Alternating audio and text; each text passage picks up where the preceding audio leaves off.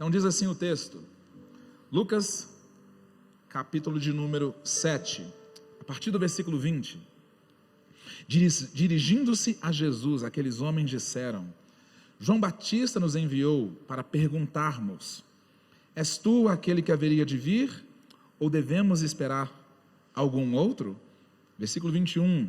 Naquele momento Jesus curou muitos que tinham males, doenças graves e espíritos malignos, e concedeu visão a muitos que eram cegos. Então ele respondeu aos mensageiros: voltem e anunciem a João o que vocês viram e ouviram.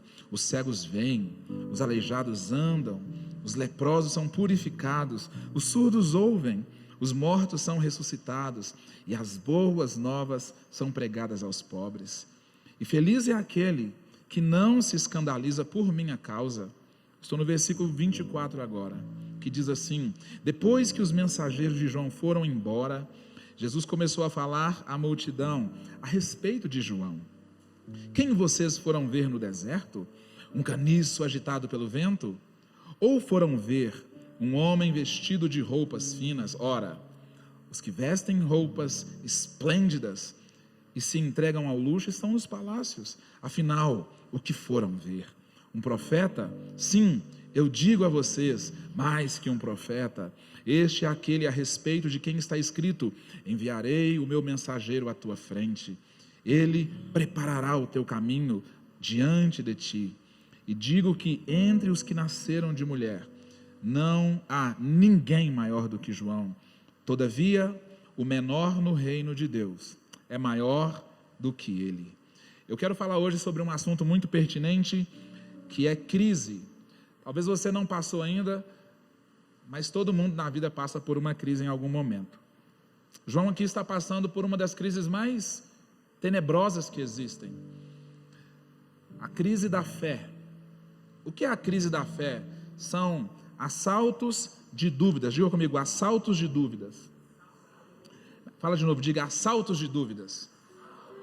Algumas pessoas, elas passam muito bem por qualquer crise, crise financeira, crise emocional, crise sentimental, e ela deixa para fracassar ou se entregar quando ela é acometida por um assalto de dúvida. É incrível porque alguns estão firmes em todas as áreas, mas quando vem a crise da fé, esta pessoa corre o risco de se desviar do propósito, do chamado, e alguns desviam até da fé, sabia? De vez em quando eu me pego numa crise dessa, às vezes eu me enxergo. Esses dias mesmo eu estava numa crise de fé, eu fui acometido por um assalto de dúvida, e eu fui recorrer à Bíblia e eu vi João Batista. Quem é o irmão Juan? Este é o cara que foi enchido do Espírito Santo, ainda quando estava na barriga da mãe. É um menino exponencial. Ele é como Samuel, ele é como Sansão, meninos exponenciais. Ele é como você. Obrigado. Eu estou falando de pessoas extraordinárias aqui. Você é extraordinário. Diga comigo, eu sou extraordinário. E João, como Sansão e como Samuel, eles foram pessoas incríveis, porque as mães não os conceberiam de forma natural, elas eram estéreis. E João, ele cresceu ouvindo sobre Jesus. A família dele era filho de um sacerdote. Foi incrível que ainda no ventre da sua mãe, quando a Dona Maria, mãe de Jesus, chamou Isabel, a Bíblia diz que aquele menino mexeu lá dentro. Quando ele ouviu a mãe do Salvador, ele mexeu lá dentro, e como se não bastasse, agora ele é o preparador do caminho do Evangelho. Ele prega com tanta autoridade. A igreja dele não tinha telhado, era como uma casa muito engraçada, não tinha teto, não tinha nada, mas as pessoas podiam congregar ali, porque tinha a palavra genuína, tinha a palavra verdadeira. Aquele homem era incrível, ele xingava e as pessoas não iam embora, porque ele tinha uma verdade que transformava e preparava o caminho para o Salvador. Como se não bastasse, ele também apresenta Jesus como o Cordeiro de Deus, que tira o pecado do mundo. Um dia ele estava pregando assim, em praça pública, fazendo batismos, e de repente Jesus aparece, alguns meses mais jovem do que ele, algum tempo atrás no ministério, e ele diz: eis o Cordeiro de Deus, que tira o pecado do mundo, e ele batiza Jesus, mas agora ele se encontra numa situação muito adversa, porque ele está preso. E quem nunca esteve preso, é ou não é, irmãos? Quem aqui nunca esteve preso? Adão esteve preso na mente de Deus, Eva esteve presa na costela de Adão, José esteve preso numa prisão e num buraco. Uma hora ou outra na vida nós nos encontramos presos, e a forma que nós nos comportamos nestes momentos de crises, principalmente a crise da fé, porque é como se nós fôssemos assaltados pela dúvida, e muitas vezes não é dúvida, é incredulidade mesmo. As pessoas começam a duvidar na escuridão daquilo que ouviram na luz, e João Batista está aqui, aprisionado, injustamente, e ele é acometido disso, e ele pede aos discípulos para perguntarem Jesus se era ele mesmo, este homem que há pouco tempo atrás os discípulos dele vieram para ele e disseram assim: ô João, Jesus está arrebentando a boca do balão, cara. Muita gente que congregava conosco agora estão congregando com ele. Ele disse que ele cresça e que eu diminua. Isso não tem problema, porque ele é o cara, mas agora ele já está questionando: será que ele é mesmo o cara? Será que é Jesus mesmo? Talvez porque a popularidade dele caiu demais naquele tempo. As pessoas não estavam curtindo tanto as postagens dele, e Jesus estava bombando, e ele pensou: poxa vida, eu fiz tanto sobre Jesus, será que Jesus não vai fazer nada a meu respeito? Ele pregou que viria o Redentor, e as pessoas queriam um rei, e agora, por ter sido preso injustamente, talvez o coração dele mudou um pouco, e ele queria um rei, porque naquele momento talvez um político iria poder ajudá-lo, um pastor influente, lá na Câmara Municipal de Jerusalém, talvez alguém influente em Israel, podia ajudá-lo, mas Jesus ouviu aquelas indagações, sabe o que ele fez, irmãos? Ele simplesmente continuou fazendo milagres. Olha que interessante, a Bíblia diz que naquele momento, no momento da pior crise, no momento da pior dor, a Bíblia diz que Jesus curou muitos que tinham males, doenças graves e espíritos malignos. A Bíblia diz que ele concedeu visão a muitos que eram cegos. Olha que interessante, eu aprendi que independente das minhas crises, o céu não está em crise, irmãos. Muitas vezes nós ficamos emburrados de birra com Deus, achando que o céu devia parar, porque nós estamos em momento difícil, de tribulação. Como nós somos egoístas, sim ou não? Jesus não parou por causa de João. Deus trabalha em silêncio, e muitas vezes por nós não percebermos isso, nós achamos que Ele não está se movendo ao nosso favor, e Jesus simplesmente continuou. Algumas pessoas ficam bravas porque existem milagres acontecendo, os céus estão se movimentando, o céu não está em crise, mas porque eu estou com um problema, porque o meu casamento está mal, porque a minha finança não está funcionando muito bem, tem alguma coisa de errado com o céu, não é comigo, alguma coisa está errada com Deus, não é comigo, porque tem gente sendo abençoado, tem gente sendo melhorado, mas e eu, Senhor? Deve ter outro Deus, deve ter outro evangelho, porque se não funciona comigo, também não pode funcionar com ninguém. Sabe o que o Jesus nos ensina aqui agora?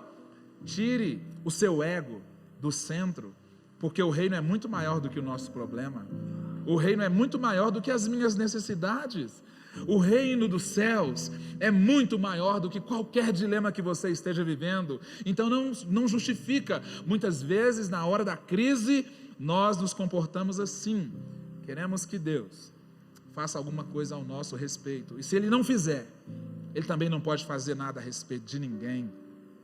E um dia eu estava morando na casa da minha sogra, e a minha cunhada comprou um carrão, e quando aquele carro parou lá na garagem, meu coração quase ficou com uma inveja, sabe como? Tipo eu falei domingo sobre o salmista, ele estava enciumado, ele estava nervoso, porque o próprio ímpio estava crescendo e prosperando. Como pode? Eu sou tão justo, mas eu sou João Batista,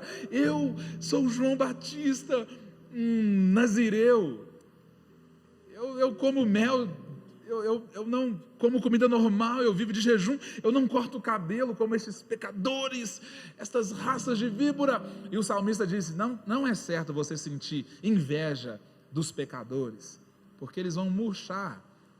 Mas naquele momento a palavra de Deus para mim foi o seguinte: quando Deus abençoe alguém que está do seu lado, quando Deus prospera alguém que está exatamente do seu lado, significa que você é o próximo da lista, você é o próximo da fila.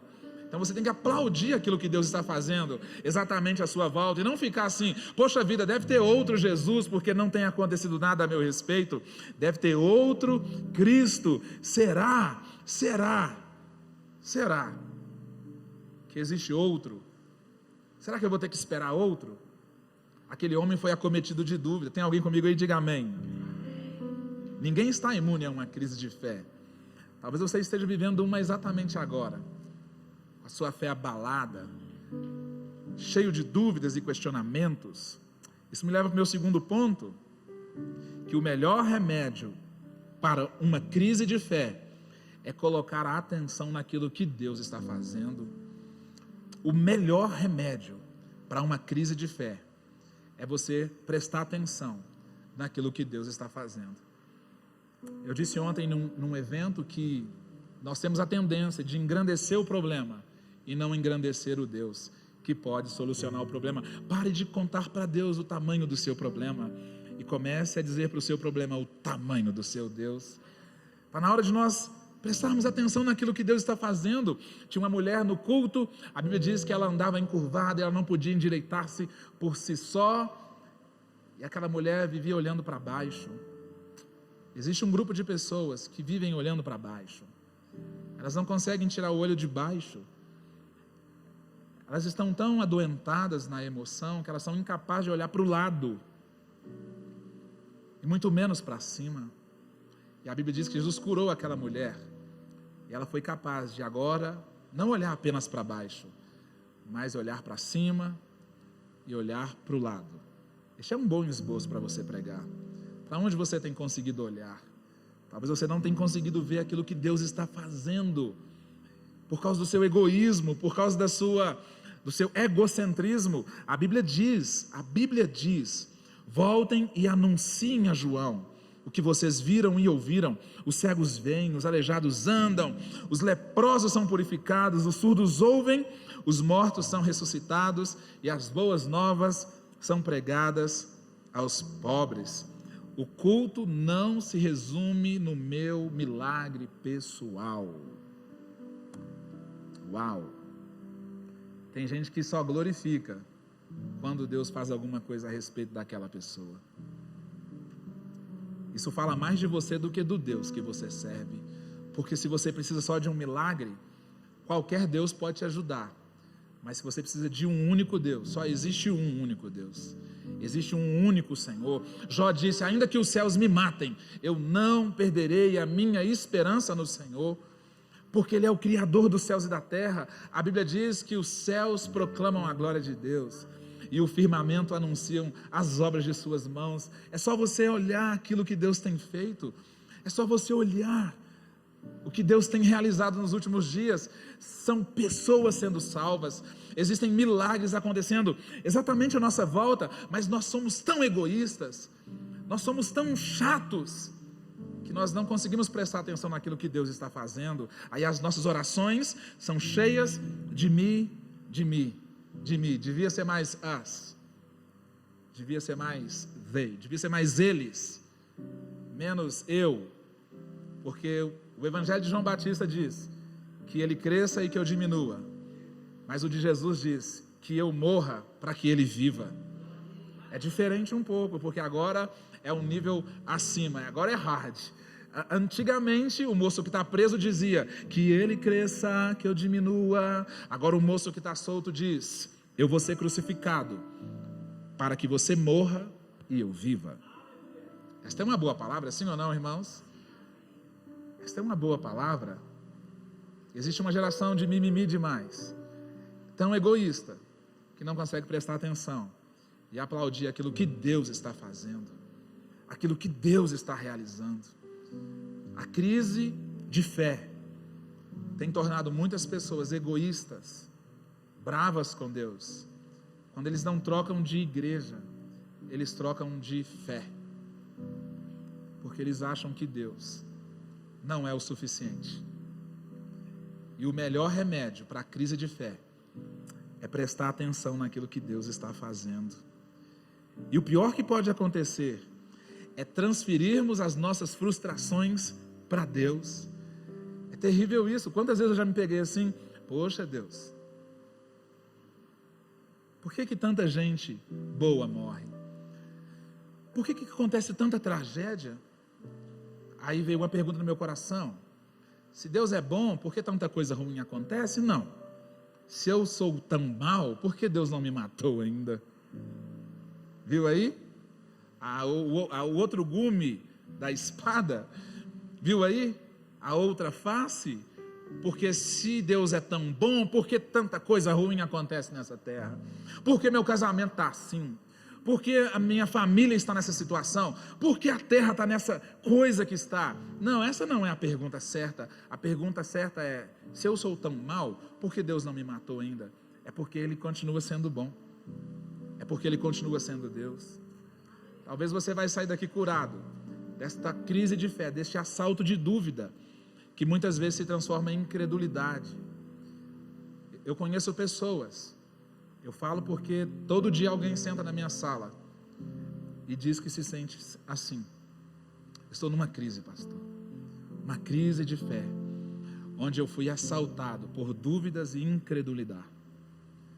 Questionamentos como: será que é mesmo este o Cristo? Ou eu devo esperar outro? E Jesus disse assim, olha o que Jesus disse: feliz ou bem-aventurado é aquele que não se escandaliza por minha causa. Sabe por que Jesus disse isso? Porque Ele não é o culpado das coisas ruins que acontecem conosco. Ele não é culpado. A culpa é minha e eu coloco em quem eu quiser. Mas nunca é sábio você colocar a culpa em Deus, como Adão fez. Foi o Senhor que me deu essa mulher, eu não pedi mulher nenhuma. Adão falou assim: eu não pedi mulher, foi o Senhor que me deu essa mulher. E a mulher olhou e falou assim: a serpente me enganou. Por que o Senhor criou a serpente? A serpente olhou para o lado e falou assim: não, dei mal, não tem ninguém aqui para eu poder culpar. Mas ela poderia dizer: eu não pedi para ser criada.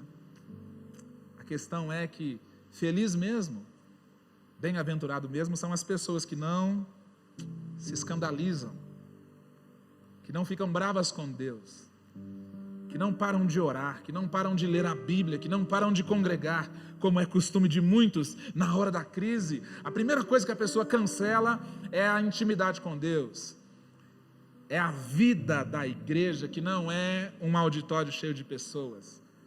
Não se trata sobre ir à igreja, se trata sobre ser a igreja. E algumas pessoas não entendem isso. É fácil de identificá-las, é só você observar a crise da fé. Eu disse ontem em um ambiente que existem vários tipos e níveis de fé na Bíblia.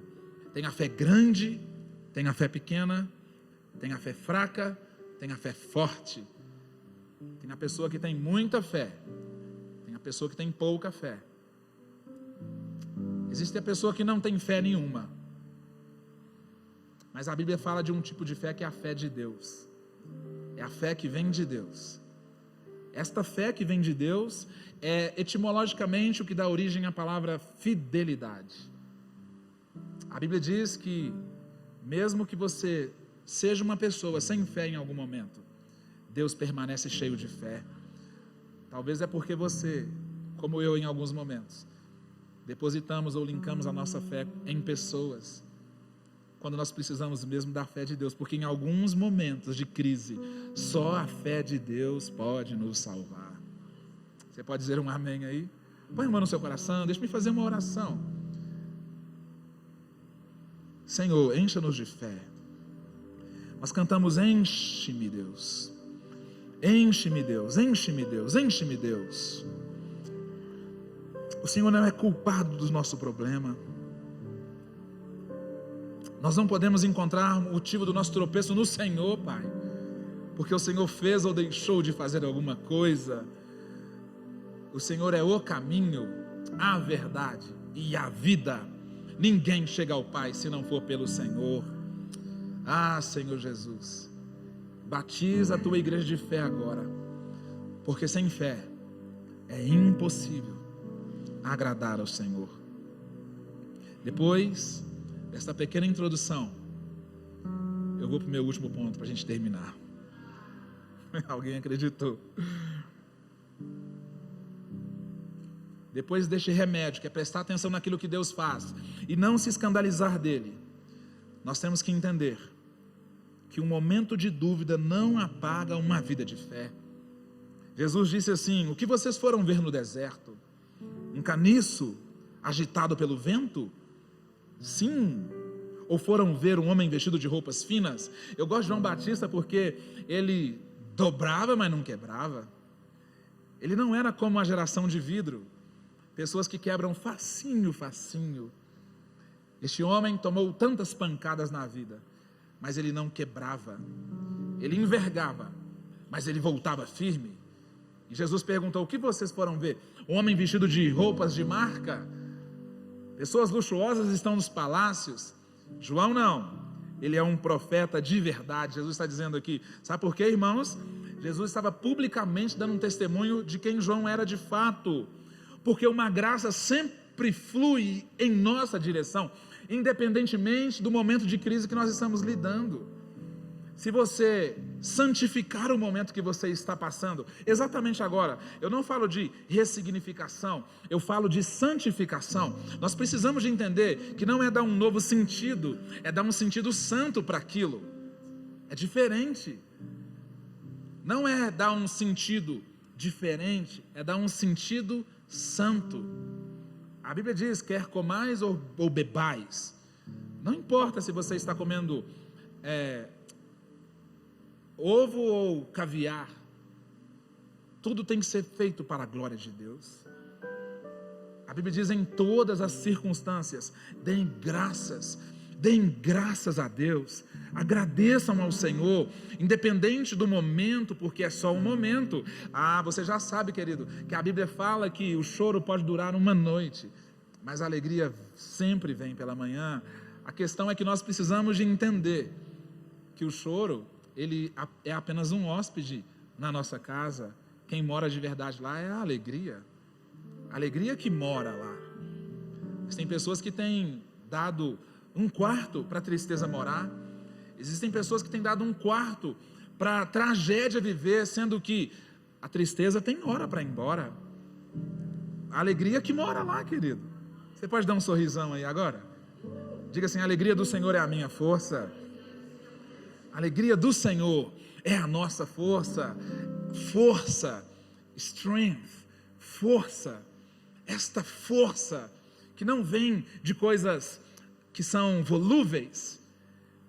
Se Deus está feliz, se Deus está alegre, mesmo se eu estou triste, eu estou forte. Amém ou não, irmãos? Porque na hora da dificuldade, nós que somos viciados em dopamina, nós somos viciados nestes hormônios, que nós buscamos eles a qualquer custo. Muitas vezes nós vamos nos encontrar tristes, mas o que é importante entender é que um momento de dúvida, um momento de crise, não faz o céu esquecer da nossa carreira de fé. Jesus não esqueceu daquelas orações que você fez ontem, anteontem. Se você parou de orar hoje, Ele continua sendo bom. Ele continua sendo Deus, porque de geração em geração, Tu és Deus. De geração em geração, Ele continua sendo Deus. Então, querido, não deixa o diabo mentir para você, porque o momento de dúvida, incredulidade, não desabona uma vida inteira de fé. Aqui era João Batista, era o mesmo que tinha sido enchido pelo Espírito Santo na barriga da mãe, estava prestes a morrer, decapitado. Ele era o mesmo, e Jesus estava dando testemunho dele. Sabe por quê, irmãos? Porque o reino de Deus é o lugar onde a vida ganha grandeza. Ele termina dizendo assim: eu digo que entre os que nasceram de mulher, não há ninguém maior do que João. Todavia, ele fala de João, agora ele fala de você e de mim também. ele fala: o menor no meu reino, o menor em boas novas, será maior do que João Batista. Você sabe que servir revela o valor da graça. Servir revela o valor da graça. Eu conheço pessoas que fazem tudo para serem vistos, mas no reino de Deus não é sobre ser visto, é sobre serviço. Jesus estava com a popularidade em alta neste momento, mas ele estava validando alguém que estava em um calabouço, numa crise de fé. E ele disse: se você que está me ouvindo aqui agora, se você que está hoje na Rua da Olaria 598, ou na sua casa assistindo este vídeo, tomar a decisão de ser um servo no reino, porque a Bíblia tem 3 assuntos centrais. A Bíblia fala sobre um reino que tem um rei e uma família real. Você não é o rei, você está no reino porque você faz parte da família real. E todos nós que fazemos parte desta família real podemos desenvolver a grandeza de Deus que existe em nós. Pedro diz que nós somos semente de Deus.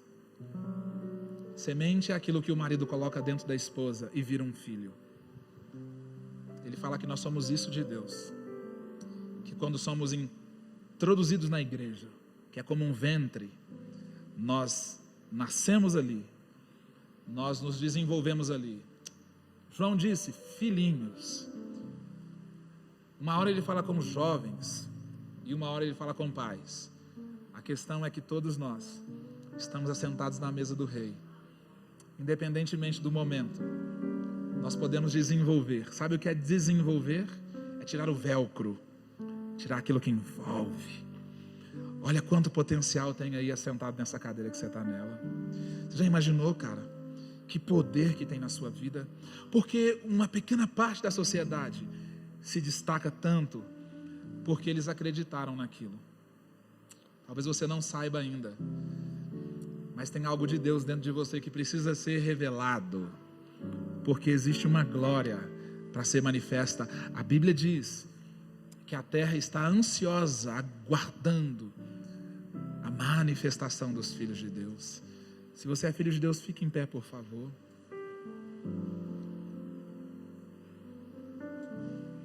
Feche os seus olhos em nome de Jesus. Tem uma presença de Deus aqui, você crê nisso?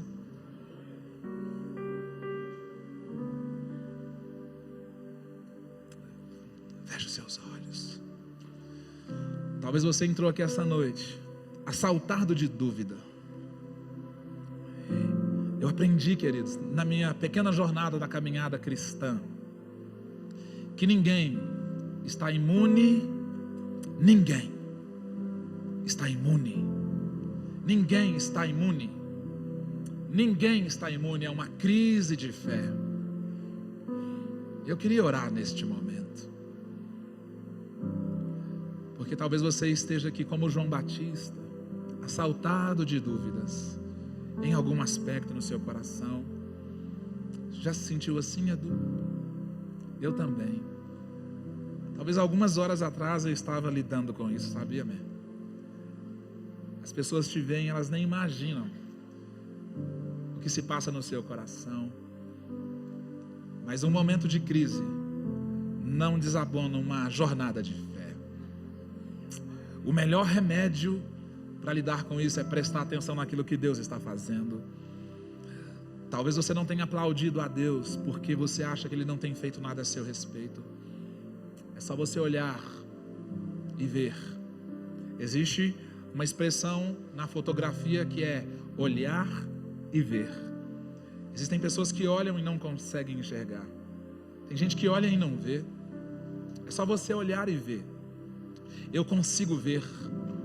Eu consigo enxergar. Um cego disse um dia: eu não sei o que aconteceu.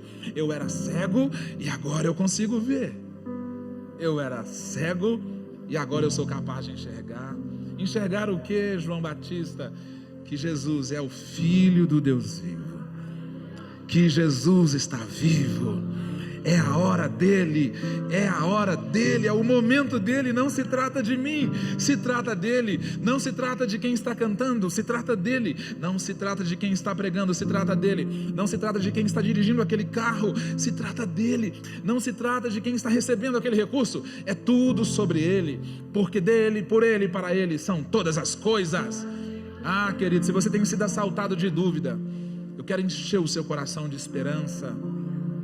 Eu quero encher o seu coração de esperança. A Bíblia diz que Ele tem ciúmes de nós. A Bíblia diz que Ele tem ciúmes de você, sabia?